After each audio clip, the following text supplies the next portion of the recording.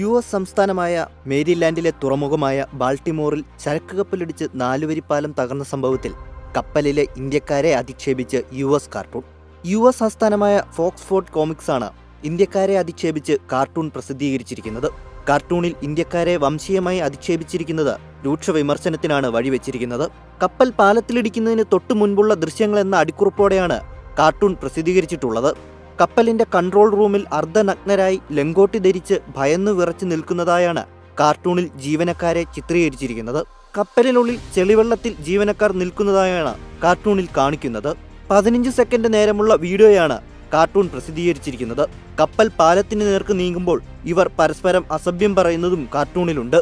കപ്പലിലെ ജീവനക്കാരെല്ലാം ഇന്ത്യക്കാരായിരുന്നു. ഈ പശ്ചാത്തലത്തിലാണ് അധിക്ഷേപ cartoon പുറത്തുവിട്ടിരിക്കുന്നത്.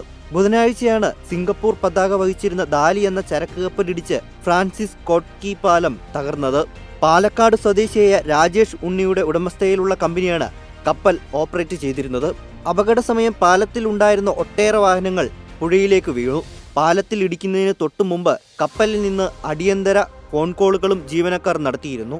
American president Joe Biden, Maryland governor Wes Moore തുടങ്ങിയവർ ഇന്ത്യക്കാരായ കപ്പൽ ജീവനക്കാരെ സംയോജിത ഇടപെടലിനെ അഭിനന്ദിച്ച് രംഗത്തെത്തിയിരുന്നു.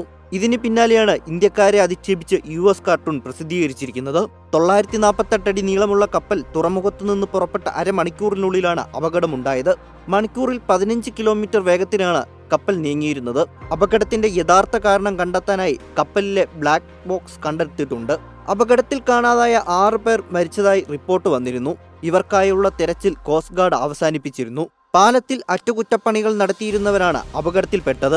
കപ്പലിന്റെ നിയന്ത്രണം നഷ്ടപ്പെട്ടതായും പട്ടാപ്സ്കോ നദിയിലൂടെ കപ്പൽ പാലത്തിനടുത്തേക്ക് നീങ്ങുന്നതായും അപായ സന്ദേശം ഹാർബർ കൺട്രോൾ റൂമിൽ ലഭിച്ചതുകൊണ്ട് പാലത്തിലൂടെയുള്ള ഗതാഗതം തടയാനും അപകടത്തോത് കുറയ്ക്കാനും അധികൃതർക്ക് സാധിച്ചിരുന്നു. എന്നാൽ ഇക്കാര്യം അവഗണിച്ചുകൊണ്ട് ഇന്ത്യൻ ക്രൂവിനെ ഈ ദാരുണ സംഭവത്തിന്റെ പേരിൽ പരിഹസിക്കുന്നത് അംഗീകരിക്കാനാകില്ലെന്നാണ് US കാർട്ടൂണിനെതിരെ വിമർശനമുയരുന്നത്. അതേസമയം ഇതാദ്യമായല്ല ഇന്ത്യയെ പാശ്ചാത്യ മാധ്യമങ്ങൾ പരിഹസിക്കുകയും അധിക്ഷേപിക്കുകയും ചെയ്യുന്നത്.